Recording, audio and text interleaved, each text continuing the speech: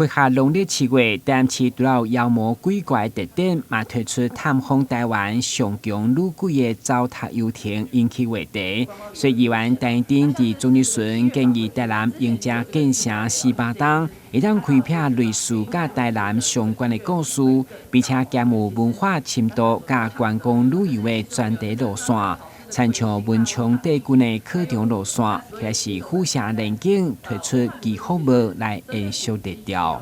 众神之都的格局也可以显示我们台南的文化，而且话题性又可以吸引这个来自全台湾的人潮来到台南哦。我们是不是还有在规划类似的路线？除了一个考场得意、考场顺利、成绩好以外，其实他们还可以了解这个宗教的文化哈。所以我觉得这是非常一兼好几得的一个好方式哈。所以我希望说，不管是文化局、观旅局，可以加强来开类似的路线哈。其实台南实际上来讲，比较知名的其实是我们的众神之都嘛，这里面有很多传奇跟故事哦。我们就拿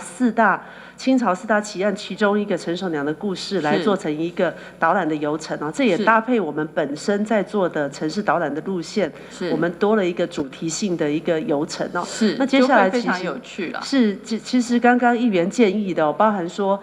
这个考生的这一个什么魁星啦、文昌君的这个路线，其实也都在我们接下来的规划的内容里面。那我们也希望能够在各区各自找到的一个主题来做。议员会中嘛进一步检讨古迹景点文创商品的精选标准甲试卖情形，希望让旅客来到咱文化景点会当有代表性的纪念商品参早长期回忆。所以对于封口机、锁匙圈仔，也是搭冰箱的吸铁等纪念品来看销售成绩。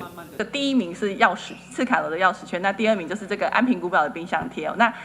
他们还是这个第一名跟第二名哦，所以其实，在古迹区里面的商品，大家其实还是希望它跟古迹的意象有一些连结哦。那其实还是会比较容易让他们想要把它带回去啦。所以我想这个跟古迹相连结，其实还是蛮重要的哦。其实从销售的这个成绩也可以看得出来啦。所以我觉得要卖什么其实还可以做很多的一些讨论啦。所以其实我们都有这个甄选啊。那当然，这个纪念商品其实为了是要创造这个2次的这个消费那其实也是我们重要的一个营收来源也是为了要传递文化的意涵跟景点印象的目标，所以设计性很重要但是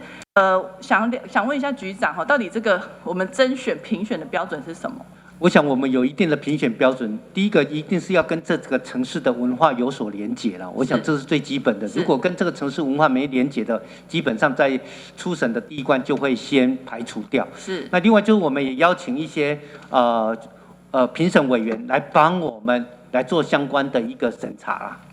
所以我想这个部分大概是我们在每年甄选过程当中